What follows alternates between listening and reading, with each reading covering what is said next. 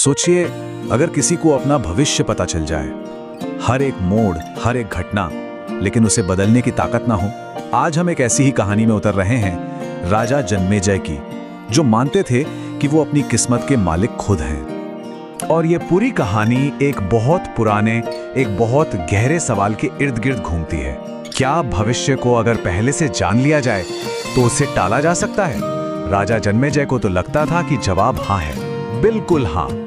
तो कहानी शुरू होती है दो बहुत बड़ी ताकतों के टकराव से। एक तरफ थे राजा जन्मेजय, जिन्हें अपने पुरुषार्थ मतलब अपनी मेहनत और बुद्धि पर अटूट भरोसा था, और दूसरी तरफ थे महर्षि वेदव्यास, जो मानते थे कि नियति यानी जो लिखा जा चुका है वो अटल है। तो बस राजा जन्मेजय ने ऋषि को एक चुनौती दे डाली। उन्होंने कहा, ठीक है, आप मुझे मेरा भविष्य बताइए, मैं आपको ये साबित करके दिखाऊंगा कि मैं उसे अपने पुरुषार्थ से कैसे बदल सकता हूं। महर्षि वेदव्यास मुस्कुराए और उन्होंने ये चुनौती स्वीकार कर ली। वो राजा को उसकी बर्बादी का पूरा रास्ता बताने को तैयार हो गए, हर एक मोड़ के साथ, हर एक बचने के तरीके के साथ। पर वो ये भी जानते थे कि राजा चाहकर भी उस रास्ते से हट नहीं पाएगा। तो अब शुरू होता है नियति का खेल।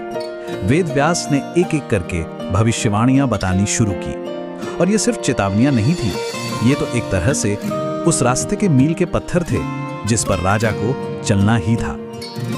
ये देखिए, ये 6 चेतावनियां एक के बाद एक। पहली, अश्वमेध यज्ञ के लिए घोड़ा मत खरीदना। दूसरी, खरीद भी लिया तो उसे दक्षिण दिशा में मत ले जाना।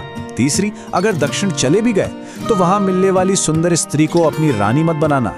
मतलब हर कदम पर एक अगर मगर था, हर मोड़ पर एक दरवाजा था जिससे राजा बाहर निकल सकता था। पर क्या वो निकल पाया? अब देखिए, भविष्य का नक्शा हाथ में था। राजा ने फौरन किस्मत को मात देने के लिए पहला कदम उठाया, पर वो बेचारा ये नहीं जानता था कि उसका हर कदम उसे उसी जाल में और फंसाता जा रहा है। उन्होंने सबसे पहले क्या किया? ऐलान कर दिया कि राज्य में कोई भी यज्ञ का घोड़ा नहीं बेचेगा। सोचा किस्सा ही खत्म, लेकिन प्रजा ने विद्रोह कर दिया। कहने लगे, ये कैसा राजा है जो अपना धर्म कर्म ही नहीं कर रहा है। और यहीं पर नियति ने अपना पहला दांव चला। अपनी इज्जत बचाने के लिए राजा को घोड़ा खरीदना पड़ा। फिर उन्होंने सोचा, चलो खरीद तो लिया, पर दक्षिण नहीं जाऊंगा। लेकिन घोड़ा बिदक गया और बेकाबू होकर भागा सीधे दक्षिण की ओर। सोचिए, जो वो नहीं करना चाहते थे वही हो रहा था। और दक्षिण में ठीक भविष्यवाणी के मुताबिक उन्हें एक बेहद खूबसूरत स्त्री मिली। राजा उसे देखते ही मोहित हो गए। उस स्त्री ने एक शर्त रखी कि वो साथ तभी चलेगी जब राजा उसे अपनी पटरानी बनाएंगे। राजा ने सोचा, ठीक है, इसमें क्या है, रानी बना लेता हूं, पर यज्ञ तो नहीं करूंगा ना, भविष्यवाणी तो फिर भी अधूरी रह जाएगी। देखिए, उनका अहंकार उन्हें कैसे यकीन दिला रहा था कि सब कुछ उनके कंट्रोल में है। लेकिन होने को कौन टाल सकता है? प्रजा ने फिर से दबाव बनाना शुरू कर दिया।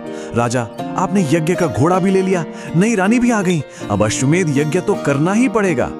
और राजा को एक बार फिर झुकना पड़ा। और फिर यज्ञ शुरू हुआ, और वही हुआ जिसका डर था। ठीक उसी तरह जैसा वेदव्यास ने बताया था। एक पवित्र रस्म के दौरान 18 युवा पुजारी रानी को देखकर हंस पड़े। बस राजा का सब्र का बांध टूट गया। गुस्से में आपा खोकर राजा ने यज्ञ की पवित्र चीजें उठाईं और उन पुजारियों पर फेंक दी। और बस उसी एक पल में भविष्यवाणी सच हो गई।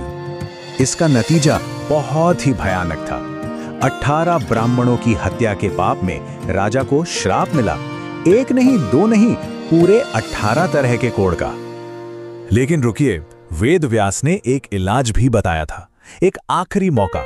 पर उसमें भी एक पेच था, एक शर्त थी जो राजा के स्वभाव की, उसकी बुद्धि की आखिरी परीक्षा थी। इलाज था कि उन्हें बिना किसी शक के महाभारत की पूरी कथा सुननी होगी। जैसे जैसे ऋषि वैशंपायन कथा सुनाते गए, राजा के रोग मिटते गए। 17 अध्याय पूरे हुए, 17 तरह के कोड़ खत्म हो गए। पर 18वें अध्याय में जब एक ऐसी कहानी आई जो राजा के तर्क से परे थी, तो उनका धैर्य जवाब दे गया। वो चिल्ला पड़े, ये सरासर झूठ है, ये असंभव है, कोई इंसान हाथी को कैसे फेंक सकता है।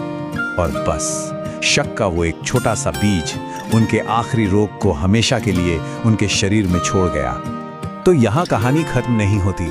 राजा की हार असल में एक बहुत गहरे सबक की शुरुआत है, जो हमें नियति के काम करने के तरीके के बारे में बताती है। ऋषि ने तब समझाया होतव्यता का सिद्धांत, मतलब जो होना तय है वो होकर ही रहेगा। राजा का संघर्ष, उनकी कोशिशें, उनका अहंकार, उनका शक, ये सब असल में नियति के ही औजार थे, जो उसकी योजना को पूरा कर रहे थे। नियति अपना असर किसी न किसी तरह दिखा ही देती है, उसे कोई भी किसी भी तरीके से टाल नहीं सकता।